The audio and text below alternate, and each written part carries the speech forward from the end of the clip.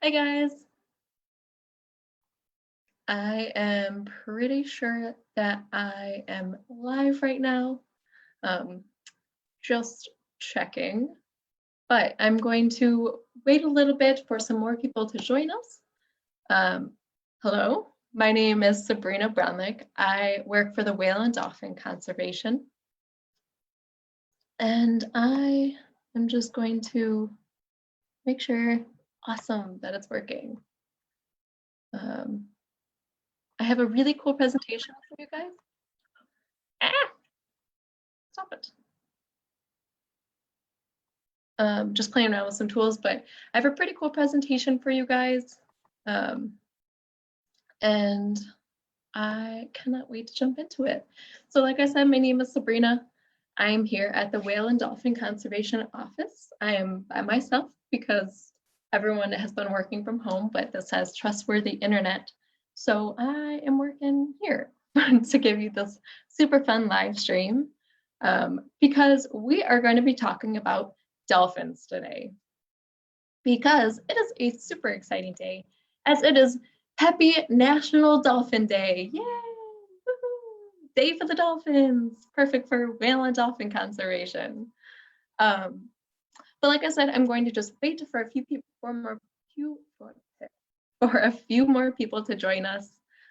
Anybody who is joining us, I would love to hear where you guys are from. I'd love to see where people are watching us from. So you could just say what state you're from or even what country if you're listening from a different country.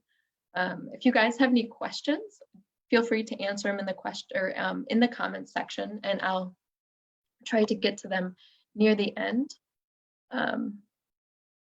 And yeah, so I am just playing around with the settings to make sure it is working. As I said, we are talking dolphins today, so it shall be a fun time. And I'm just going to wait a little bit longer. I am the program associate for any of those who are wondering. I help out a lot with the education program. We have some people from South Florida, very cool. Yeah, this is just playing around with it to make sure it works. Awesome. So might as well, let's dive into this. So as I said, we are talking about dolphins today because it is a very cool, exciting national day. It is National Dolphin Day. So what better way to talk about the different species of dolphins and why they may be a bit more similar to humans than you may think. So there are around 42 different species of dolphins and about 7 different species of porpoises. And just that being said, the scientists are still figuring out a whole lot when it comes to exactly what is a different species of dolphins and how many species, as they may still be finding more and more as we learn more about whales, dolphins, and porpoises. But as the overarching thing, there are whales. The name is whales or cetacea. That is the big official Latin name. And then from there, it's broken down into whales, dolphins, and porpoises. So we'll be focusing on dolphins today, but I kind of wanted to dive into what's the difference between dolphins and porpoises? Because my roommate actually asked me a couple of days ago, and I was like, you know what? That's a really good question. And so dolphins, we have that picture on the left. That's what they look like. And then there are porpoises with that picture on the right. Now, for dolphins, when it comes to their teeth, because they are toothed whales, so they have teeth like we do instead of the baleen whales, such as humpback whales or blue whales. Dolphins' teeth are shaped more like a cone, whereas porpoises, their teeth are shaped more like a spade. And so for both of these animals are just grabbing at their food and more or less pretty much swallowing them whole as they're eating slightly smaller fish, depending on the size or the species of dolphin. Porpoises in general, like harbor porpoises, tend to be a bit more smaller. So they are around less than 8 feet, while some species of dolphins can be around 6 feet, 8 feet, but they are known to be much larger. Dolphins have longer, more prominent beaks. So that's kind of their snout, if you will. It's where the teeth is, kind of their mouth. So you can see in that picture that dolphin has a much longer beak, whereas porpoises, they're a bit more nubbier, if you will. Can't really see it in that picture, but they are a bit more shorter and rounder. Now, dolphins are the chatty McCarthys. They are very talkative when it comes to it. They have clicks, they have whistles, and we'll get into that a little later on. But scientists are realizing there's so many different forms of their communication between gunshot clicks and all sorts of things. Whereas the harbor porpoises tend to be more quiet. They're not as talkative. And they're a bit more chunkier than the dolphin. So they are known to be a bit more rotund than the sleek, long dolphin that you see. Now, however, one of the main differences, and this is a physical difference you can see, is when it comes to the dorsal fin. So dolphins tend to have much more of a curved, more of a hooked dorsal fin on its back. That's the little fin that's in the middle of its back, where the harbor porpoise tend to be a bit more triangular and stubbier. So that could be a good way. Say, for example, you're out on a boat and you're looking and you're like, oh, what is that? Well, you can kind of figure right off the bat, it's a bit more smaller. So maybe it's not a whale, a baleen whale. You're like, well, maybe it's a toothed whale. Let me figure out if it's a dolphin or a porpoise. Well, this could be your way to tell. So you can look at the dorsal fin, you can try and figure out the size, that kind of stuff. So by breaking it down, you can figure out the difference between dolphins and porpoises. However, that being said, both dolphins and porpoises are known for being highly intelligent. They have very large brains, and they also have a melon on their forehead, which I will dive into a little bit later. But there are, just want to dive into like the very general basics still. So when it comes to the anatomy of a dolphin, so as you're looking at this, you can see they have a lot of the same similarities with other whales, such as that dorsal fin I was talking about. They have a fluke, they have two flippers that they use. I'm sure you're quite familiar with the flipper. They have ears that are on either side of their head. It actually is more of just a hole instead of like ears that we do. They have eyes that are on either side of their head. They have that beak and teeth inside their beak like I was talking about. They also have generally some really, really cool shading. So they're known to having much darker skin on the top and then lighter color on the bottom. And so scientists believe that that is for more counter shading and being able to not be noticed by predators and that kind of stuff. They can hide that white section and not necessarily attract any attention if they need it. But like I was talking about, that melon is located on their front of their forehead, basically. And it plays a really important role when it comes to communication. So circle it, there's that melon that I was talking about. They also have one blowhole that's located at the top of their head. That's the difference between toothed whales and baleen whales, is that baleen whales have two blowholes, whereas toothed whales, such as dolphins, they only have one blowhole. So that way, again, say you're on this hypothetical whale watch where you're by yourself, you're not by people. And say if you look over in the water and you see only one blowhole, then you're looking at a whale with teeth. Anyway, side tangent. So how exactly do dolphins communicate then? And that is through that use of that melon that I was talking about. So they're producing these clicks to help them be able to see their environment. It's called echolocation. I'm sure you guys are quite familiar with echolocation. It's a pretty common scientific term. What other species use it?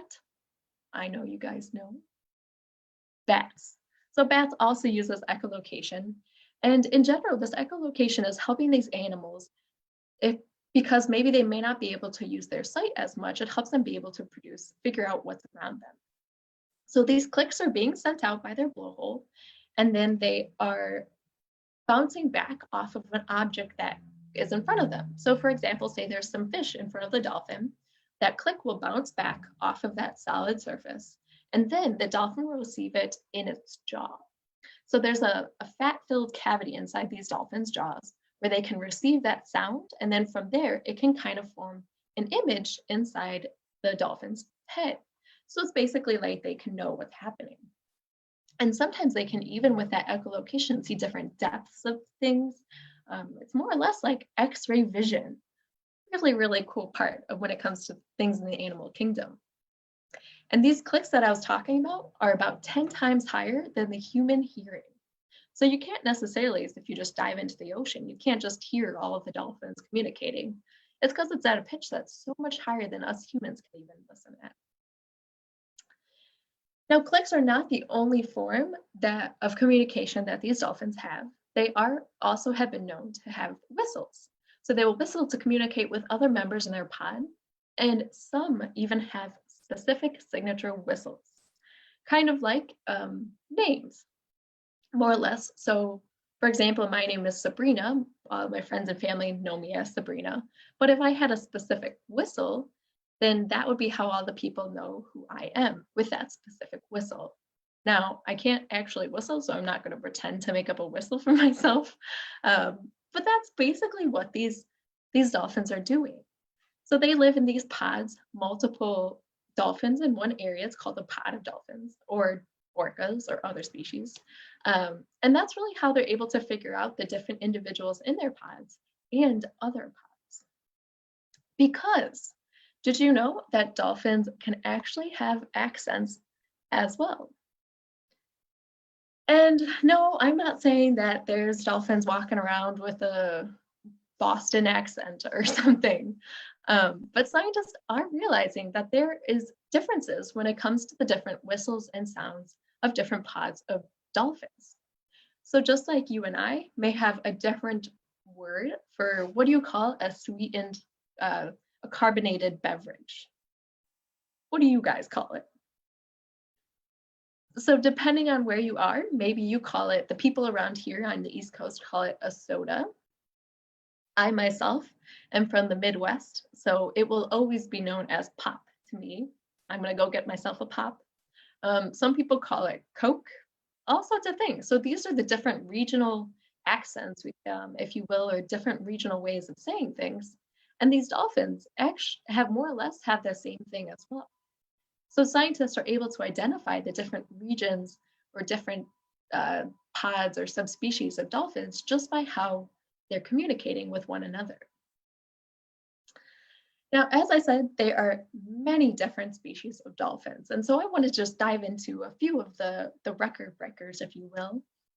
And starting out with one of the most well-known bottlenose dolphin. So this is the ones that everybody is familiar with. This is, I think, flipper. These are often seen in more warmer waters. So you can see them frequently off of Cape May, New Jersey. I think we have some New Jersey folk that are watching now. And so these dolphins can range from being around 12 feet long, which is pretty decently sized. Now up here in the Gulf of Maine, we have a species known as the Atlantic white-sided dolphin. So this is a dolphin that prefers a bit more colder water. We see them in the spring and the fall, often up here in the Gulf of Maine. And they have a gorgeous hourglass pattern, they call it, where it's gray, it's white, a little bit of yellow, and it forms this beautiful coloring. They are also around 9 feet long, so still bigger than I am. However, there are some species of dolphins that don't live in saltwater. So, for example, the Amazon river dolphin is a species of dolphin that actually prefers fresh water over salt water. These guys are also grow up to about 9 feet long. And as you can see, they do have an interesting coloration of being a bit more pink. However, the dolphin that's known for being the smallest is the New Zealand dolphin, which is around 4.5 feet long. So that, I have to say, is shorter than I am. So it's just a little guy. And unfortunately, some of those species are critically endangered when it comes to the New Zealand dolphins, because those guys are broken down into 2 other subspecies.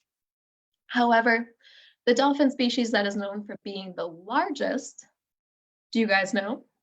What is the largest species of dolphin? Anyone?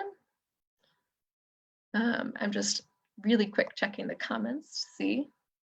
So the largest species of dolphin is the orca, exactly. Otherwise known as the killer whale. While we don't necessarily prefer to call them the killer whale, we're known as the orca. Those guys can be around 30 feet long. And it depends on there are many different species or different kinds of ecotypes, they're called, of orcas. And everyone is a bit different, but orcas are known for being one of the largest species of dolphins. So now that you have some of the base knowledge of dolphins down, um, I want to get into some of the similarities because I talked about in a previous one that whales and dolphins are mammals, just like you and I. And however, they do have some of the same characteristics, such as they are warm blooded. Dolphins do have hair. Well, they're not necessarily known as having mustaches or long hair like we do. They do have hair follicles when they're first born. Dolphins are given milk when they're first born, and they'll stay with their mother, or they'll be with their mother for the first year of life. And a lot of the dolphins do have the same structure as we do in a lot of the same bones in their body as we do as well. So that's kind of just the general characteristics of what makes what makes whales mammals, and how they're similar to us. But I wanted to dive into a little bit more of the kind of deeper things of it. Because as much as we know dolphins as fun-loving and intelligent and grinning as they are, there are some really, really cool similarities. So this is a pretty cool image as it looks at the human brain and it looks at a dolphin brain. And scientists are noticing that dolphin brains do tend to have more of a larger paralimbic process. So that's basically what is the area that's known for sensory processing. And they're noticing that that could cause the dolphins to lead to have a higher, bit more of an intuition. They have more emotions. They could have more closer family bonds. And as scientists are realizing that, we are starting to see more and more examples of it as we start to study dolphins. So diving a bit more into these close family bonds, just like you and I may have really, really close relationships with people, we're noticing that whales also do too. So dolphins, along with orcas and other toothed whales, except for some species, do live in these tight associations called pods. So these pods can range from being 30 to 40 to 10, depending on the species and however many are in this pod. And more often than not, the pods are what we call matriarchal. So this is where the female, more or less, the females are what is the leaders of the pod. So in this picture, it is Atlantic white-sided dolphin. And that's just this baby that's hanging out with his mom. You can see that it is an adorable little, what we call a baby whale or a calf. And this calf will hang out with its mom for pretty much the duration of its time.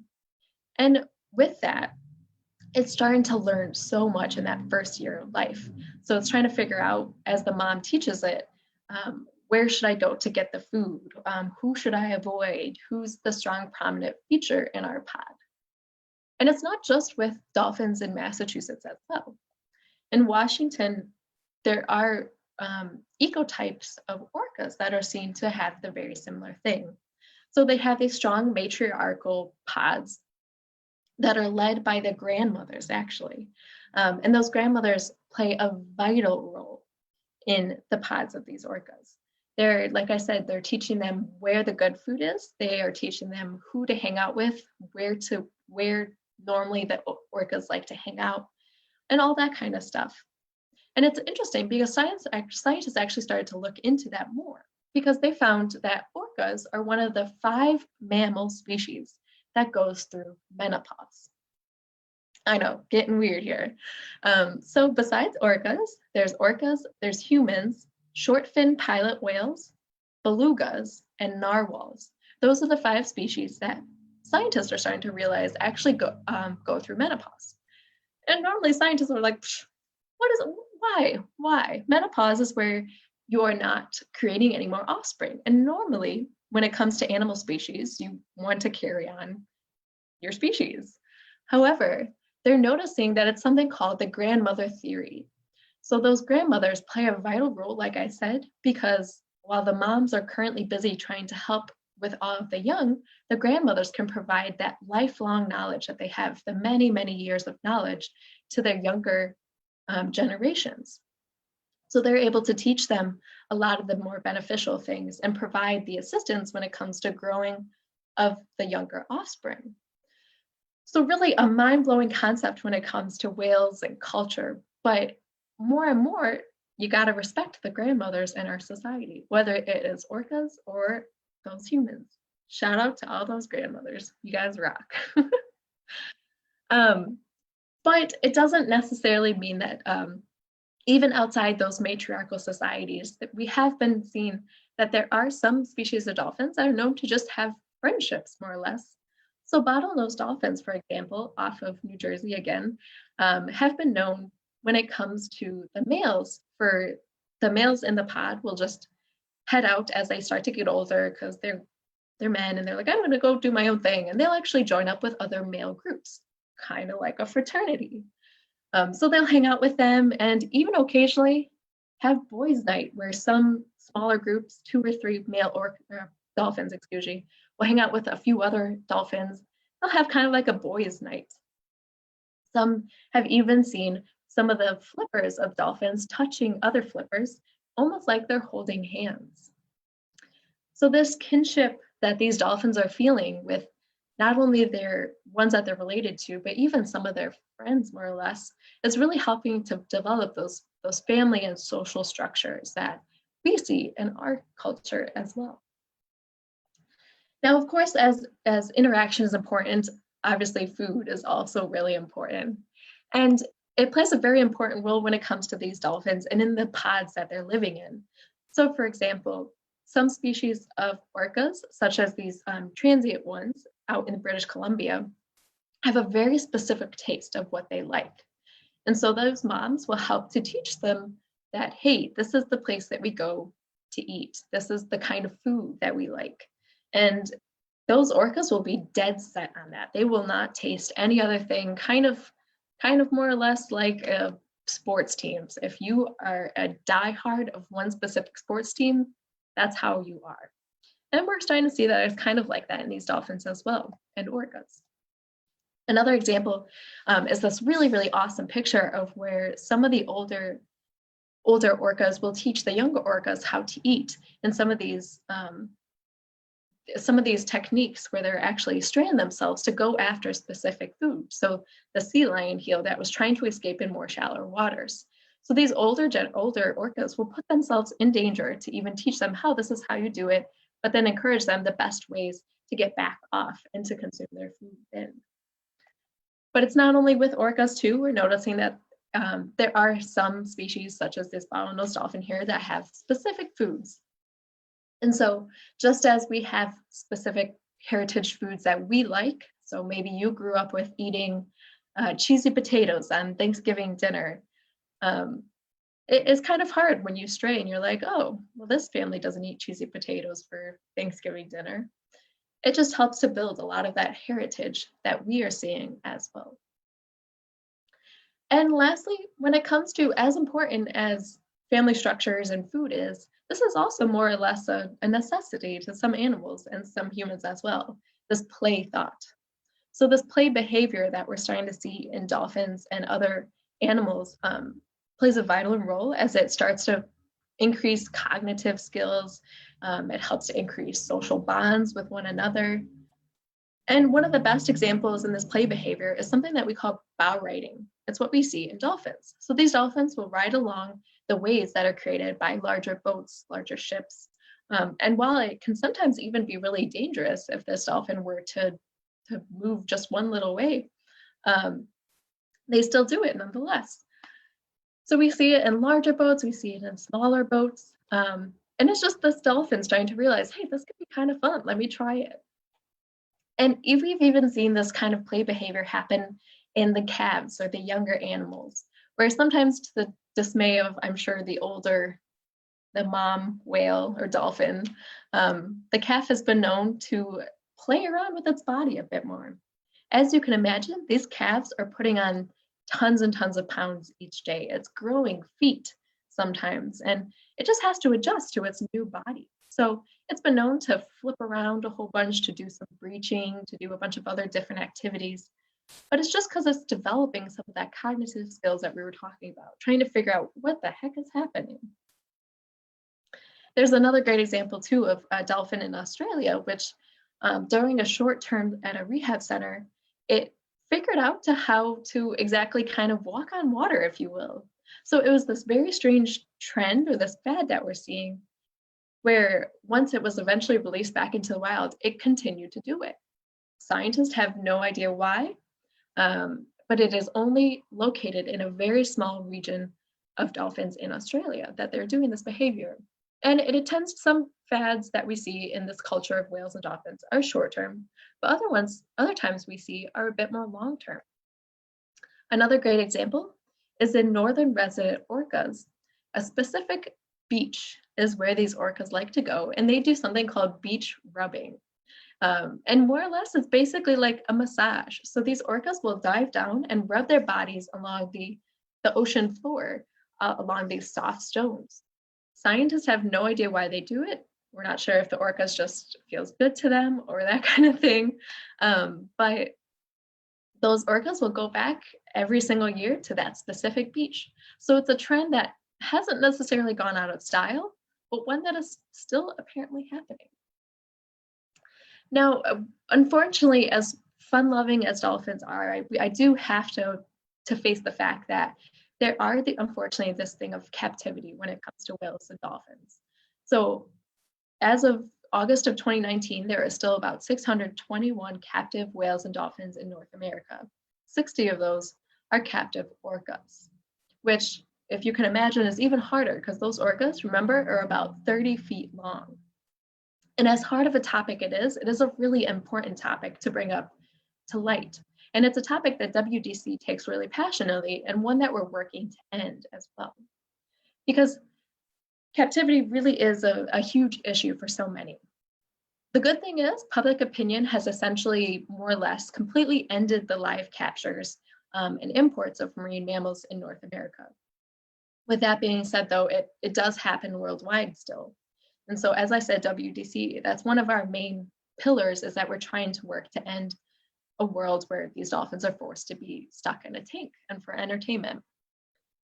Captivity does affect these dolphins in a number of different ways, but one of the main points is that it does shorten their lifespan.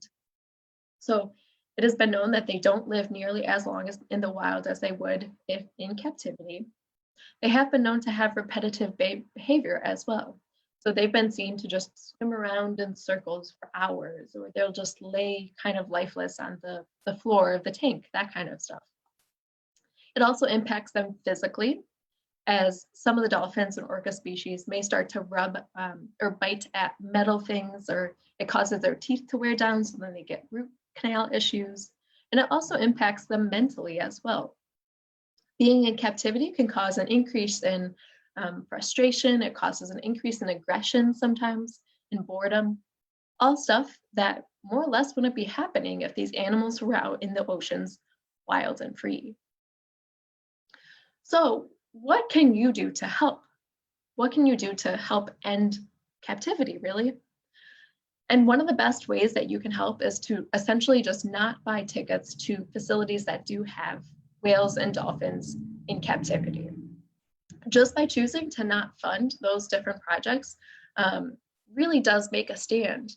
And a next step that you can do is to educate your family and friends about why you refuse to go to that location. If you told your friends and family, hey, I don't want to go there because captivity is wrong and X, Y, and Z, then they may tell their family and friends. And then as a result, it can kind of catch like wildfire. Blackfish is one of the best examples of it. It's a documentary that looks at the issues of captivity. I highly recommend if you haven't seen it yet. It is a bit hard to watch, so maybe not like a fun, light kids Sunday afternoon movie. But it plays a really, really important role, and it got people talking. And that's kind of what we want to do, is we want to get people talking about why captivity is wrong and why we really should help promote the end of it. WDC, though, has a really great project where we're trying to encourage people to then turn to sanctuaries instead. Unfortunately, some of the captive orcas and dolphins and other whales may be used to a life of captivity, so they will not survive if they were out in the wild themselves. So with the Sea Life Trust and we created this beluga whale sanctuary in partnership with us, where basically these two belugas, little gray and little white, were moved to an open air sanctuary, and where they can survive, be natural, that kind of thing. And lastly, one of the best ways that you can really try to help put an end to captivity is to instead put your money towards watching those dolphins in a more natural environment. So going whale watching really is one of the most beneficial ways, and especially if you go with a whale sense company. So whale sense is a program created by NOAA and WDC and Stellwagen Sanctuary. And together we help to work with whale watching companies to promote that it's safe and responsible whale watching. So by making sure you go with a whale sense certified company, you can know that you are watching these whales and dolphins that are safe not only for you, but also for those animals as well. And honestly, just by seeing those dolphins in a natural environment is one of the most amazing things. I've been very fortunate to be on boats before where we've had the engine cut off and there's just a pod of dolphins that come swimming towards us. And we watch them just swim all down the length of the boat. And it is absolutely amazing to know that an animal that is as intelligent as we are potentially, that has close family structures, that plays, that knows, that's a little bit picky when it comes to food, just like I might be at times, is swimming wild and free. That's really what we aim to as WDC. So I just want to end it on that note, more of a happier look at dolphins and the fights that they face sometimes. Is that just in general, whale and dolphin conservation is working to really try and create a world where whales and dolphins are safe and free. And we hope that you remember that on today, on National Dolphin Day. So more or less that ends my presentation. But if you guys have any questions, I would absolutely love to see them. I can try and figure out how to end the presentation. Ooh, the face. So let me see if you guys have any questions. I would absolutely love to answer any if you have. Just trying to figure out to pull up the video.